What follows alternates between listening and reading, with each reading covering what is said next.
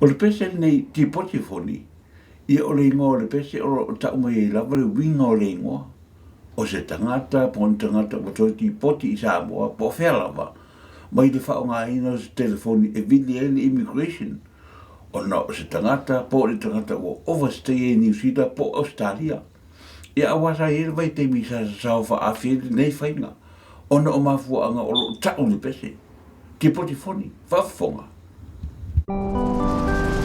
Toi tolo minute, ona tau mule o whainga malanga i malai wa lele wale mitone New Zealand.